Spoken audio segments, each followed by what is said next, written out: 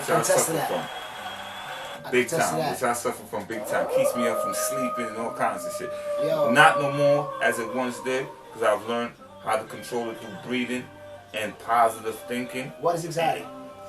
Hold on, let me answer this quick fast. Anxiety is this. I'm just a sweet person for me. I think this is on a broad scale. Anxiety is things that you know you should do, that you don't do, or you're not doing. Situations out of your control, or you feel that's out of your control, that weighs on you over time. Anxiety is also new environments, places that you haven't been. So it manifests itself physically from a butterflies or irritable bowel syndrome. And then it will manifest itself in the third dimension or too. it could also manifest itself that you never do nothing. Because guess what? You don't want to feel that feeling. So you don't go on dates. You don't go into new situations. You don't perform if you want to be a rapper. You don't. And you know the crazy part about anxiety and all this shit? The only way to grow is to be uncomfortable. Here's what I say. And that's the only way you're going to grow. Doing something that you're uncomfortable doing. I have 4 words that sums up one word for anxiety. 4 words that sums up one word. False evidence appearing real. Yep. Fear. Anxiety is fear or creates fear inside the individual. The fear, like he just said, the same thing is there, not accomplishing things. The fear of being late for work. Yep. The fear that if I try to ask her out, yep, that she's gonna say no. Now, when you start having these fears, it creates this feeling of anxiety inside of you. So for me, it would be, I procrastinate. You know what I'm saying? Now I got fear of the outcome because of my procrastination. That creates anxiety. You know what I'm saying? Oh shit. Oh, I'm getting older and I feel I haven't accomplished nothing with my life. Now that creates anxiety. Oh, I'm sitting in a cell and I'm feeling like I'm not going to, oh shit, they may be the judge is going to say you reprimand. Oh shit, what am I doing with my life? My mom didn't bring me here for me since I was a baby. For me not to do nothing with my life. I'm not, and all this creates anxiety, but the reality of it is fear. And if you, to be honest with you, I'm not sure if you said it, I think you said it, or unless you're about to say it, if you just take care of the things you're supposed to take care of and prepare, you will erase the anxiety. But I thought you said it. I could swear you said it, but go ahead, bro. I stop right there. Go ahead, bro. I stop right there. That's going to be the conclusion. Yeah, listen, bro. And that's how I care about it. You jumping ahead. But that's how I care about it. We're going to touch on that. But it is what it is. Operating on the frequency, and that's the biggest truth. But where does anxiety come from? Anxiety, listen, nigga, that's it. You literally jumped ahead. Where does anxiety come from? Not taking care of what you gotta take care of. You know how you stop anxiety? Do you know how I use? I'm gonna give you a Jew. I'm gonna give y'all 2 stories. Right? You ever see like a before and after picture? Then a guy's fat, and then they come, even though that should just be headshots and it's mad diesel, but I'm telling you this before and after picture of my anxiety, how I flipped it. And I only told a few people this, but I'm sharing this with the world now. Or whoever's watching. The few people that's watching. The world's watching. The world. You 100% right. Stop talking about that. The world. I was in the shower. And I was thinking about my life. I was hustling all the time, but I was about to go outside again or go on the block. And he was rapping around the time. And money wasn't flowing in. And I was in where I want to be in life. And I'm like, I call it a motherfucking, what they all call it, I guess a panic attack? Panic attack, I had one. And maybe because the shower's going too hot and it's the summertime, that's all accumulated, I had trouble breathing. I had to hold a wall. I'm like, what the fuck is going on? But I'm always a thinker. So as I'm going through this physically, I'm like, what the fuck is this? I'm like, what is this? Because I'm feeling dizzy and I'm not trying to panic. I'm thinking all this shit in my head. Because I know by panicking, it's going to make my heart rate go, it's going to make it worse. You might catch a stroke. So I said, what should I do? I remember my girl did have some kind of like thing when she got passed out, and I put the cold water on. So I put the cold water on. That's why I splash cold in the face. That shit works. You know this shit? None of that shit brought me back. As soon as I said, what the fuck was that? Because it scared me. I said, what was that? Then I remember all my shit I was just thinking about. I said, oh shit. I said, this shit is killing me. Then I thought, and then that hit me right there. I said, yo, this shit's gonna your mind can literally manifest you to basically killing, almost dying. Give you diseases, give you heart stroke. Come to find out, it definitely does. It's literally a fact. You create all I the said no disease more. inside your body. Listen. I said no more. To the point now. Now here's the flip of the coin now. It's the after picture.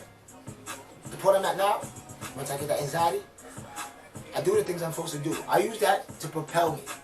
Because I don't want to feel that feeling no more. Like I said, I still suffer. It's a fighting battle. But so I don't want to feel that.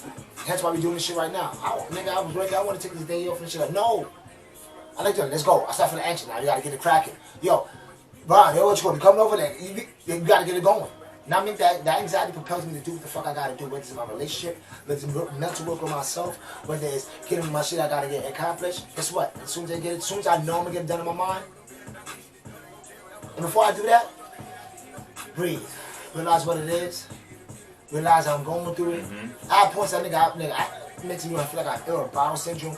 It makes me feel like sometimes I won't feel like I want to throw up certain points. Like I really suffer. My mom suffered anxiety. About 50% that shit is passed down to a generation curse. Yeah, let me explain something to you, brother. Anxiety has made me throw up. Anxiety has caused erectile bowel syndrome that I suffer from to this day because of anxiety. You know what I'm saying? So that shit is powerful. You know so where does anxiety come from? Anxiety comes from it comes from fear. It's like I had panic attacks. Me too. You know what I'm saying? I almost had a nervous breakdown the day when I called you and I'm crying, remember? Yeah. Because I'm thinking about, damn, these niggas fired me, I got a baby coming, you know what I'm saying? She was on maternity leave, you know what I'm saying? She was self-employed, so now she on maternity leave, so there ain't no maternity money, and all of these things is compounding, you know what I mean? And, you know what I'm saying? You told me hold my head, stay strong. And that's what I know inside of myself. But sometimes you hear somebody tell it to you. You know what I'm saying? Sometimes you just need somebody to tell it to you to reinforce it. How much times I'm come to you, especially not as much as no more, but especially a lot yeah, shit, what's good, chill, it's going. Everything's going where you need to go. Everything's how you doing what you need to do. Everything all we can do. And I always running back like, okay. Because I don't give a fuck how strong you are. Sometimes you be like, oh my God, bro. Like, life is just. But instead of really calling me, and them times, I remember those times. And that used to break my fucking heart. I wish I could have did it more. Because if I could have did more. But let me tell you something. But the thing about it is that when you called, you did the most. You did more than more. To be honest, see what people don't really understand, right? And I don't mean to interrupt you, but I can't let people say that because people gotta understand the truth. You know what I mean? Same way when a bitch cheat on you, it ain't you, it's the bitch. Or when a nigga cheat on you, it ain't you, it's the nigga. See? So, you feel that you could have did more. What I'm telling you is, you did the most and still do. Because when you do it, it matters the most to me. It is the all to me. You understand what I'm saying? So, yeah, it is the all to me at that time, nigga. You understand? At that time, what you're doing is the most to me, is the all. I ran to Mark today. Mark looked out for me. Well, I'm able to do right. Well, I'm able to sit here and do what I'm doing right now, and that's the most in all to me. It don't make a difference. See, a nigga, I ain't, cause you know why? Cause I'm past that frequency, that low vibration. At least I don't know if I'm on 2 or 3. I don't know what level I'm on, but I'm past the point where I don't appreciate the little, cause I know the little is a lot. I'm not looking. You understand? You understand what I'm saying? I do. I understand that the little is a lot. I called John the other day, like a few weeks ago, and I told him, yo, bro, I need this because of this, and I'll get it back to you. And I still haven't gotten it back to him because I haven't gotten a chance because this shit still ain't work out. And he gave me more than what I need. Okay, could a nigga give me 10, 20 grand and that shit gonna solve all my problems? Yeah, but that's not the point. The point is I got what I needed, not what I wanted. What I needed. And sometimes what you want ain't sometimes what you want ain't what you need. And what you need ain't what you want. But what you need is more important. I need to eat today.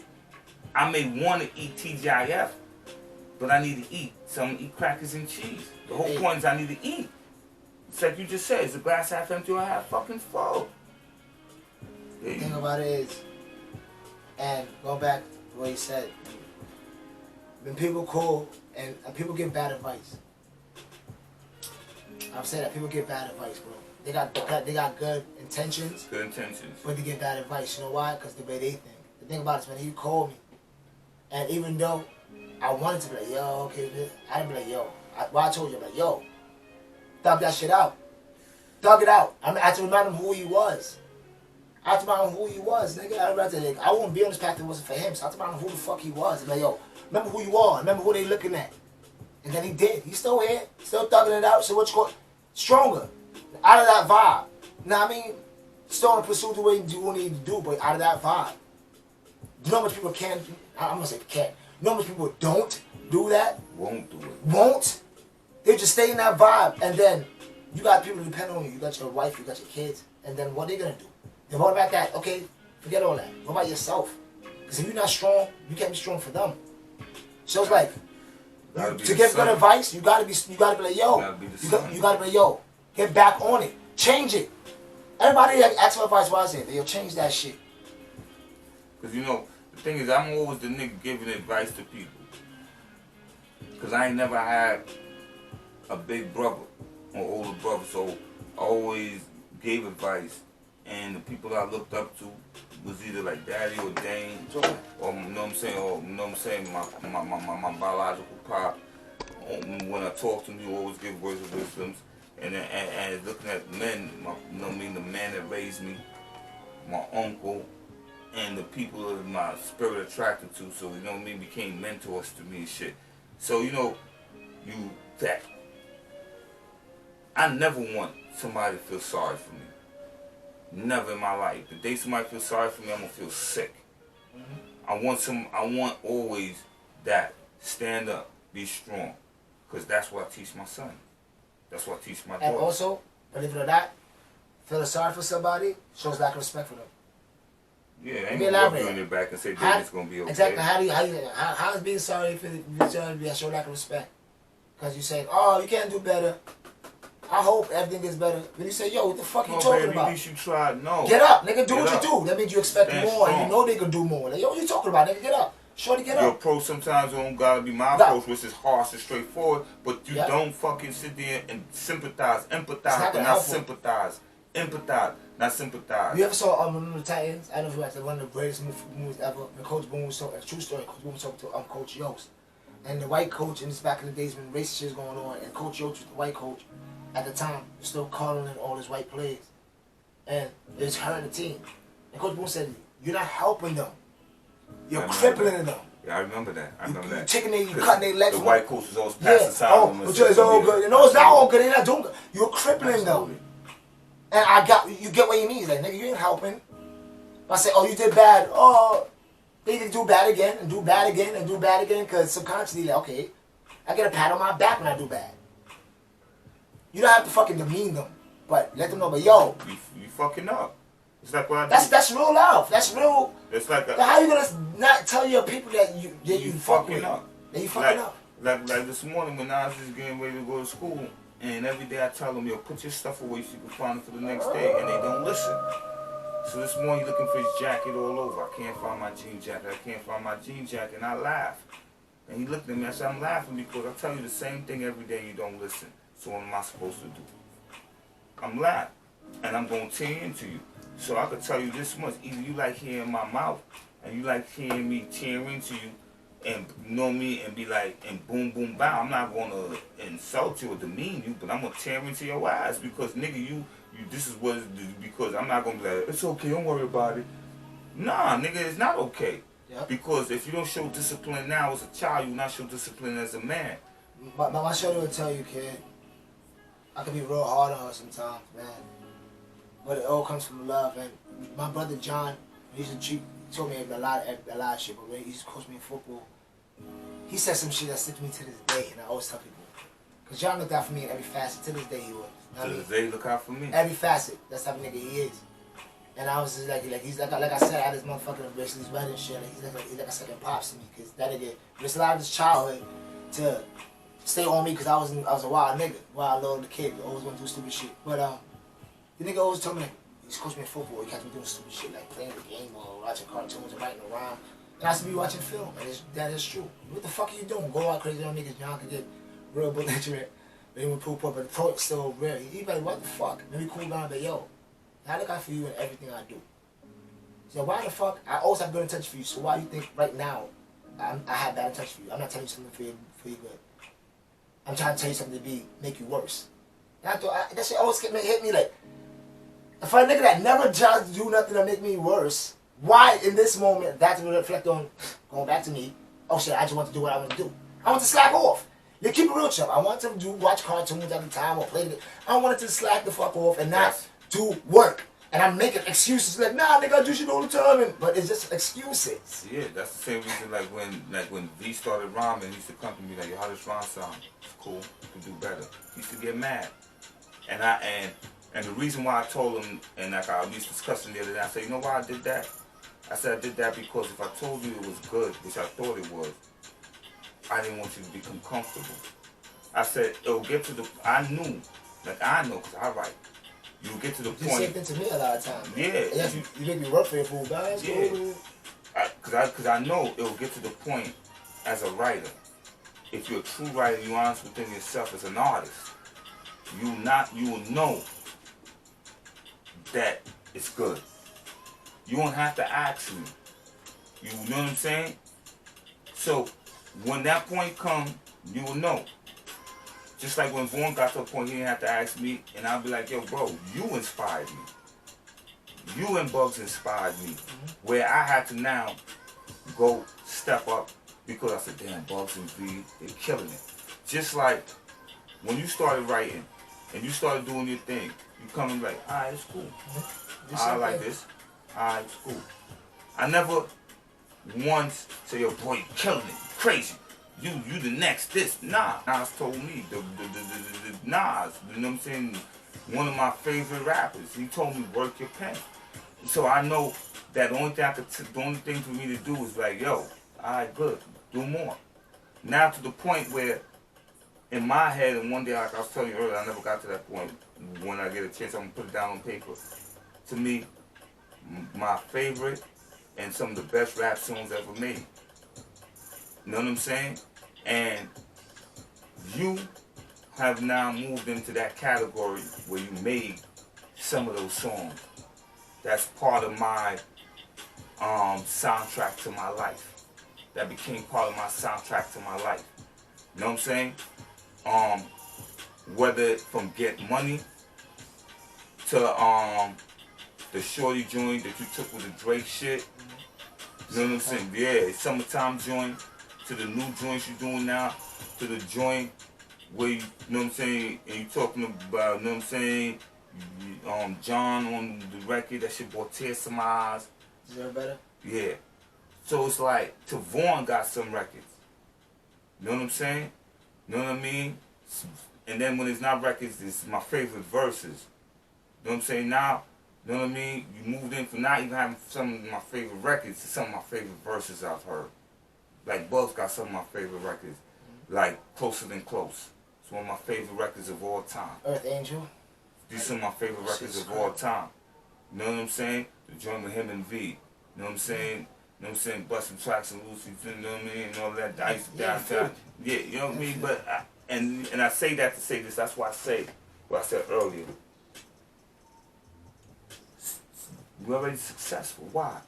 Because I hold you and the music that you do in the same esteem that hold Nas and Kane and Rakim and Karis One and W.A., Special Ed, Chuck Rock, Tribe Called Quest, Run DMC. When I heard those records, I'm like, oh, that shit is dope, and I play it every day. Now you got music in the same category with them, so nobody can tell me a nigga's not successful. I may not be profitable off of my success, but I'm successful. And you're successful, but that's it. And the way Ron, V, Bugs, Jay-Z, nah, everybody got to where they work, bro. You don't become nice in anything unless you work. I got books. He got probably like 1 million. No more, but yeah, I used to. No, I'm trying to say, like, over the time, like, you have to put working. You have to put working. You have to point now that you done did it so long, it's like muscle memory, like riding a bike. That's the only way. But it's like, you gotta put working. And it starts with you, man. And bring it back full circle. Doing, like we said, is what kills the anxiety. How do you control your anxiety? Last thing, doing. Doing. Breathing techniques. Breathing helps while you already have anxiety. Slowly in and out. In and out, Out count. through your nose, out through your mouth. Yeah, count to 9. Using logic over emotion and doing. Yeah, understanding the emotions or the frequency that you're vibrating on at that time. So if you're feeling happy, you're vibrating on a very high frequency.